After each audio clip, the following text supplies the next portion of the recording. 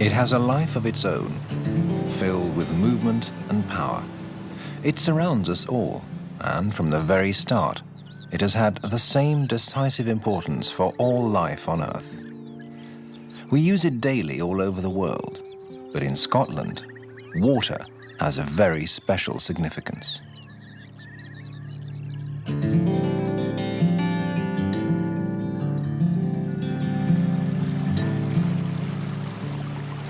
Nobody can be sure about the origin of whiskey, but we do know that its name comes from the Gaelic Uisce Beha, meaning water of life. How the art of distilling came to Scotland is also difficult to say, but we know that it has wandered a very long way before the pagoda silhouettes of the distilleries rose up against the backdrop of the Scottish landscape.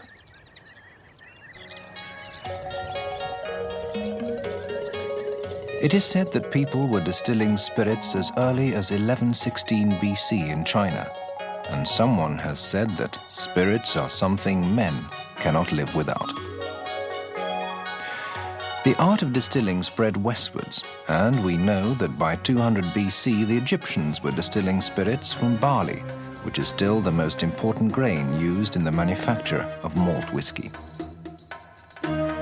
In the 8th century AD, the Arabs refined the technique of distilling before it reached Spain and Europe. The art of making whiskey is said to have been brought to Scotland by missionary monks by way of Ireland, where whiskey is thought to have been produced before the 11th century. Exactly when it arrived in Scotland, we don't know, but the first historical document mentioning whiskey production in Scotland doesn't appear until the 15th century. The art of distilling soon became so common that pretty well everyone was making their own whiskey. Parliament took a dim view of the situation, and in 1579, strict measures were taken to stem the growing production. Only the best families were allowed to produce whiskey, while ordinary folks risked heavy penalties. The actual effect was, of course, the opposite, as it turned out, and the illicit production of whiskey continued to increase steadily. When the British Parliament introduced a special malt tax in 1713, it marked the beginning of the smugglers' true heyday. The very few legal distilleries that had grown up were made to pay tax, and thus had little or no chance against the enormous amounts of illicit whiskey flooding the market. By the end of the 18th century, there were, in the Edinburgh district alone, almost 400 private distilleries, continually distilling and smuggling whiskey. They say there was even an illicit still under the church in the High Street in the middle of the city.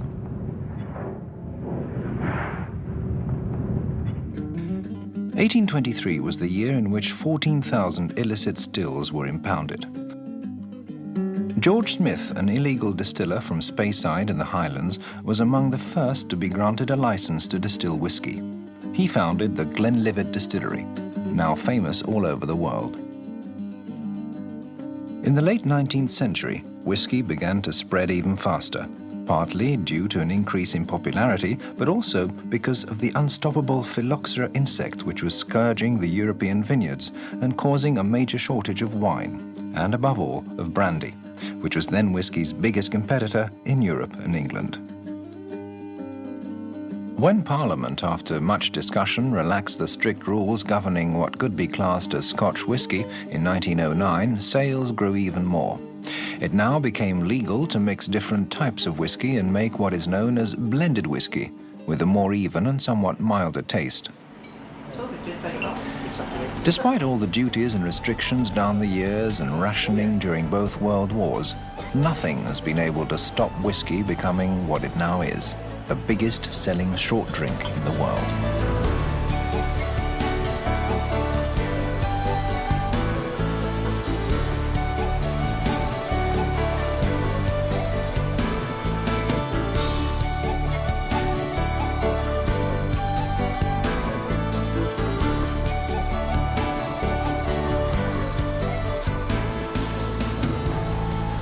Scotland is the doyen of whiskey-producing countries, and its more than 100 distilleries divide into 4 main production districts: Campbelltowns, the Lowlands, the Islands, and the Highlands. The Campbeltowns, which was one of the first and then very productive whisky districts with 30 or so distilleries, is now the smallest with only a few left. The whisky produced here has a fairly distinct, slightly salty sweet taste. One well-known brand from the district is Springbank. The Lowlands is another district that, with time, has diminished in importance. There are only a handful of distilleries in operation today, and the whisky from these distilleries generally has a fairly soft taste. One of the best-known brands is Rosebank. The Islands is, in terms of whisky production today, only one island in reality, Islay, off the west coast of Scotland. There are a number of distilleries here famous for their strongly flavoured peaty whiskies, with an aroma clearly influenced by the location on the Atlantic coast. Laphroaig is one example of a very powerful Islay whisky with tones of both sea and seaweed.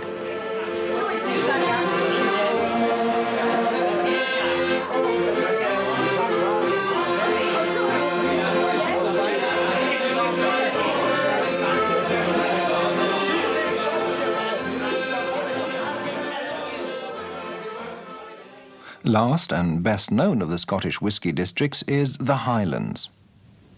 There are around 60 distilleries here, and they don't live off whisky alone, but also often ever-growing trail of tourists. On the guided tours, you get to see the whole manufacturing process, and not least, test the results, that is, take a dram yourself.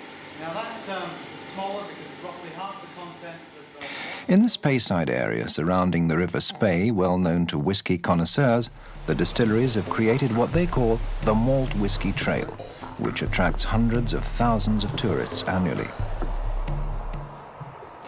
They're driven along the narrow roads through the Scottish landscape, where there's no doubting what the whisky industry means for the local population.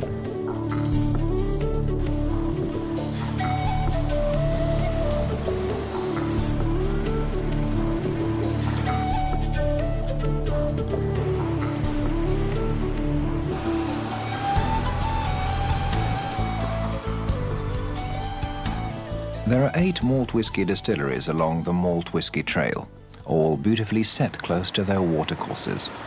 Here, for example, you find Glenfiddich, the world's biggest single malt, and also one of the few distilleries with the right to bottle its own whisky. Evocative names like Cardew, Glenfarclas, Glengrant, Glenlivet, Trathysla, Tanavulin, and Tamdhu are all distilleries here among the Highland Glens. The Highland Park, the most northerly whisky distillery in the world, is also counted as belonging to the Highlands, even though it is in the Orkney Islands off the north coast of Scotland.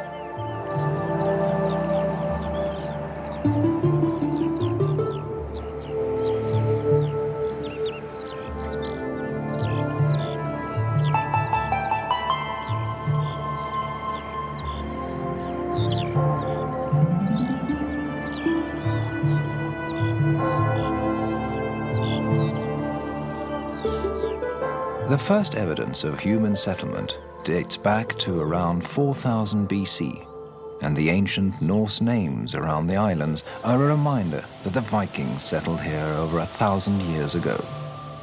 No one can leave the Orkneys unaffected by the scenery, the stones, and the mystery of the past that haunts these islands.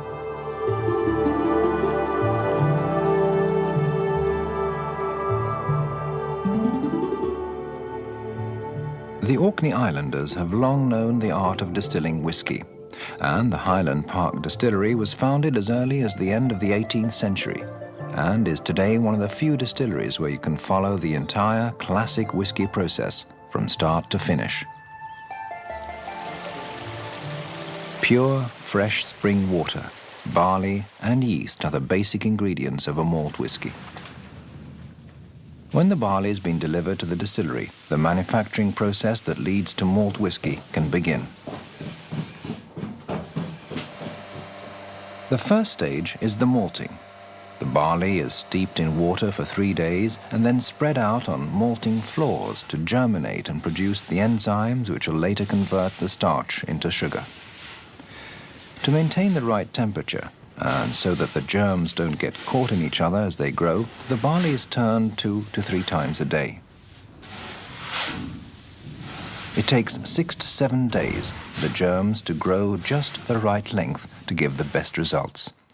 Then they're transported up to the kiln towers that give the distilleries their distinctive silhouettes. This is where what is now called the green malt is spread out to be dried and smoked in the heat from the large kilns in the cellar, fired with dried peat.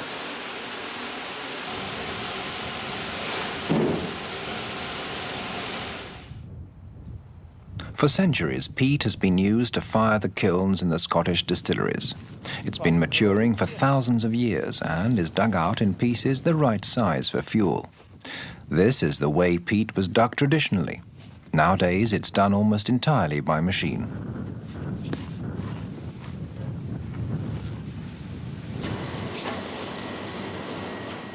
The heat and the smoke from the burning peat rises up through the floor and dries the green malt, and the smoke flavors the germs. The smoking time varies from brand to brand, depending on how smoky a taste you want. So it's here and now that whiskey gets its characteristic smoked character.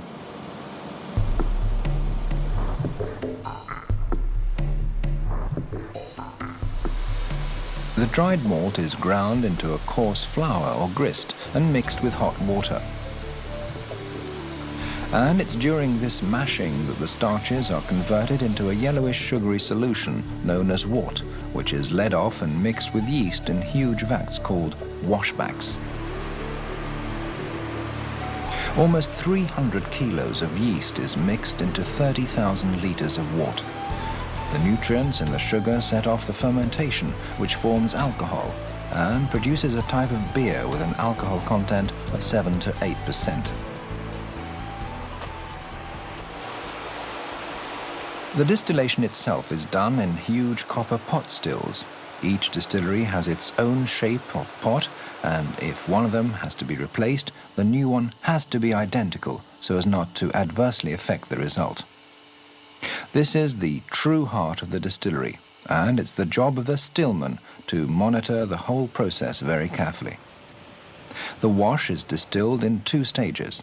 In the first stage, the alcohol is separated from the water, yeast and other waste. In the second phase, this distillate is redistilled to produce the pure and clear spirit, which is to become whiskey. The stillman follows the flow through the spirit safe, whose locks are by tradition sealed by the customs and excise, so that no whiskey could be led astray to avoid tax. When the second distillation is done, it's only the pure centre cut that's approved for maturation. The foreshots and feints, the oily spirits that come off first and last, are channeled off to be redistilled in the next batch.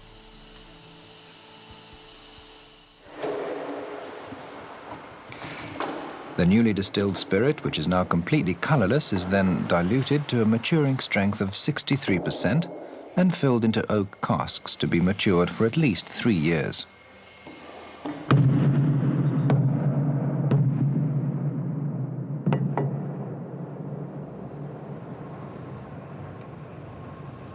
All over Scotland, rows upon rows of casks lie stored in silent majesty, enormous quantities of Scotch in classic oak casks, which have become an industry in themselves in the wake of the whiskey trade.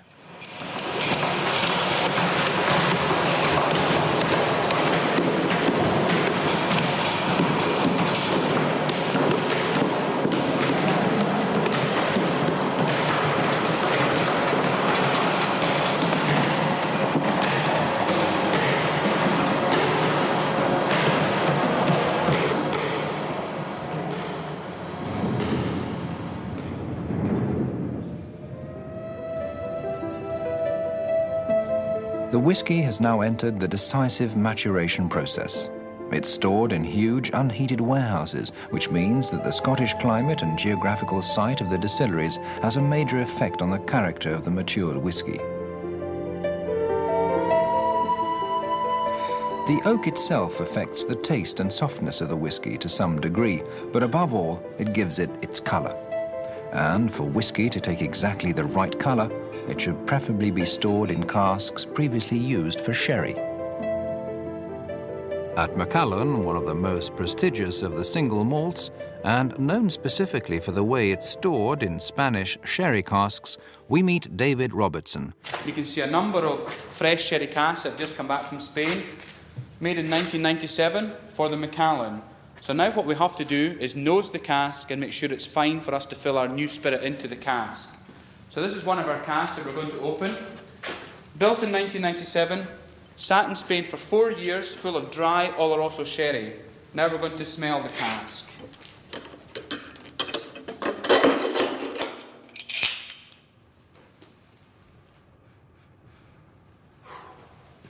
And when you actually nose the cask, you can smell the dry Oloroso sherry, the spices, the resins, things like cloves, nutmeg, cinnamon, ginger, some dried fruits. Perfect for us to fill our new spirit into the cask, and then we put it in our warehouse for 12, 18 or 25 years for maturation. Attempts have been made at maturing Scotch whisky in other countries, but the result has been a completely different type of whisky. They've even copied and built identical distilleries in other countries, but have never got anywhere near copying true Scotch.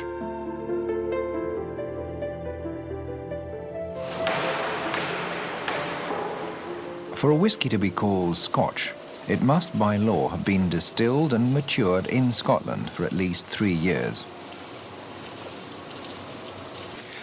When the whisky is mature, after anything from 3 to more than 20 years, only about 5% is actually bottled and sold as the distillery's own whisky, that is, as single malt.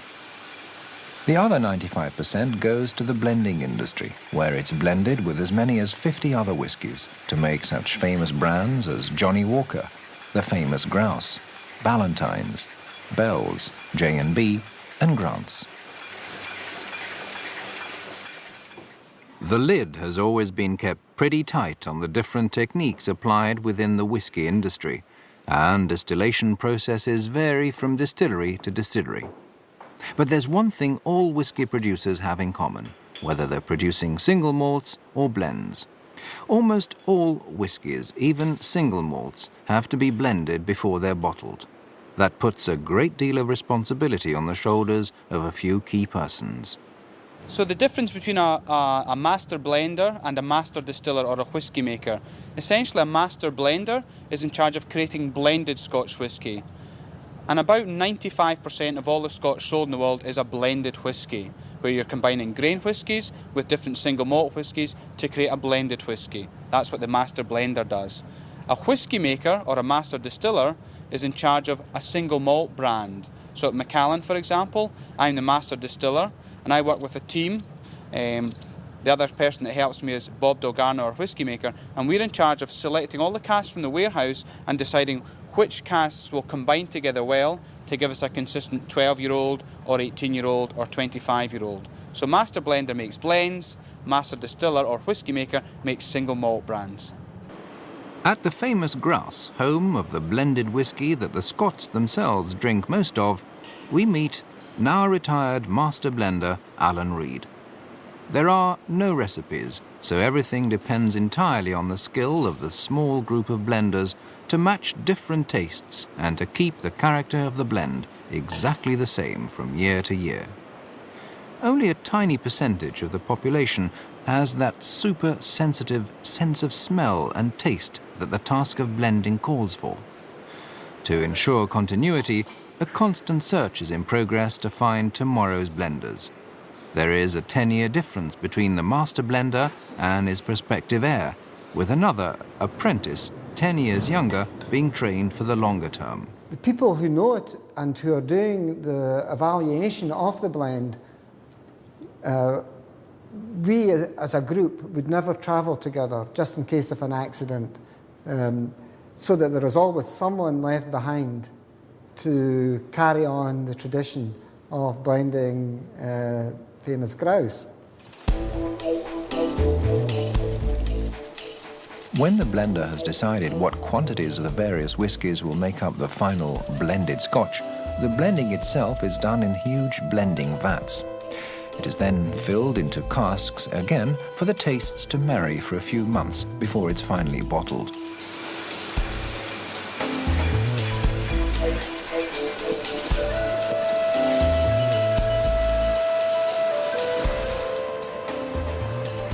In Elgin, near the mouth of the River Spey, we find Gordon and MacPhail on the very same spot it's occupied since 1895. Its shelves boast one of the broadest assortments of whisky in the world. Currently about 660 different whiskies. We have all sorts of people come here, from whisky connoisseurs and whisky collectors to tourists who have come from overseas and just want to come and visit a shop with a large selection of whisky. Many of the UK visitors come here and are looking for something a little bit out of the ordinary. Also, we have people who come all the way across the world to visit this store, from New Zealand, Korea, Japan, Russia, from all over. We had one Brazilian in once who appeared here at 5 o'clock one night and almost cleared our shelves.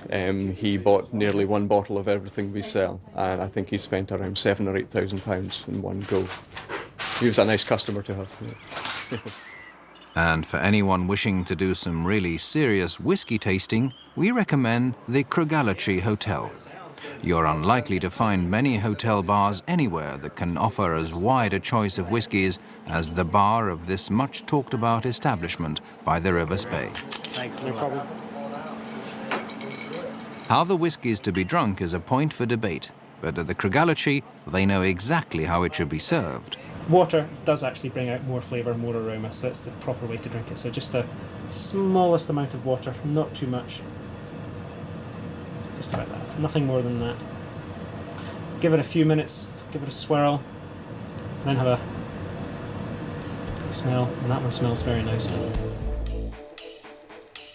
Whisky is now produced mainly in 5 countries: Scotland, Ireland, the USA, Canada, and Japan. Most aspects of both production methods and taste are different in the different countries, and even the name whisky itself is spelt differently. In Ireland, they say they were the first to distill whisky, a source of lively discussion between the Scots and the Irish. The Irish whisky produced here has an E in it, which Scotch doesn't. It's made from a number of different types of grain which aren't smoked but only dried using hot air and then distilled 3 times to give it its distinctive character, without smokiness. Jameson's is one of the best-known brands. In the United States, the whisky industry was founded in the 18th century by immigrant Scots and Irishmen who settled in Kentucky and Pennsylvania. They talk of a Baptist preacher by the name of Cray who lived in Bourbon County as the first man to make whiskey, giving rise to what is now the protected name bourbon whiskey, spelt like the Irish with an EY at the end. As well as bourbon, they also make rye whiskey, but it's bourbon that's become famous as American whiskey. Bourbon has to be distilled from a mixture containing at least 51% maize and rye whiskey a minimum of 51% rye. Jim Beam is the classic example of a bourbon. One well-known whiskey that reminds one of bourbon but which is actually yet another type of American whiskey is Jack Daniel's, a so-called Tennessee whiskey. Canadian whiskey also has its roots with Scottish and Irish immigrants. It's generally called rye whiskey and is spelt like Scotch with just a Y at the end. Unlike American whiskey, there are no set proportions for the various types of cereal ingredients. Canadian Club is just one of many Canadian whiskies that are exported all over the world. A great deal of whiskey is consumed in Japan, and there's been rapid development in whiskey production, just as there has in other areas of Japanese industry. The first distillery was built in 1923 in Japan, and the production rate has been on the increase ever since, despite them having to import Scotch malt whisky to mix with their own spirits, and thus produce Japanese whisky.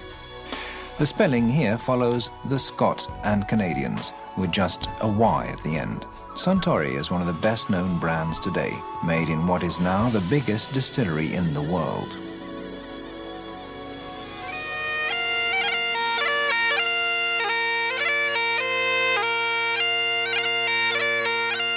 In spite of the fact that whiskey is now made all over the world, there is no other country that we identify with whiskey as we do Scotland. At present, there are 2,540,000,000 litres of whisky maturing in Scotland. 650 million litres are sold every year on 190 different markets all over the globe. About 85% of all Scotch is exported, above all to Europe, the United States and Japan. And the whisky industry is among the 5 largest income earners in the entire United Kingdom. So whisky is the biggest selling short drink in the world, and one need hardly mention its importance for everyone living in Scotland. It's summed up perfectly in the original Gaelic name for whisky, Uisce Beatha, the water of life.